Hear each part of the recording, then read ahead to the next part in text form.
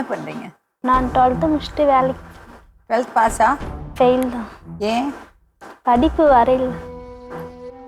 எதுவுமே தெரியாது. கோபமான சுபாவம் தான்.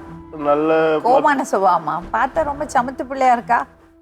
அப்பப்போ கோபம். கோபம் வருமா? எல்லாருக்கும் தான் கோபம் வரும். அதுக்குன்னு எதுக்கு கோபம் வரும் உங்களுக்கு?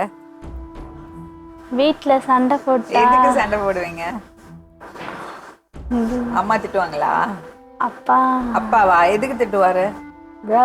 வேலை செய்யலன்னு என்ன வேலை? ஜாமான் விளக்கல. அவங்க எவ்வளோ உடம்பு சரியில்லைன்னு அவங்க தான் செய்வாங்க. இவங்க வந்து அதை புரிஞ்சிக்க மாட்டாங்க.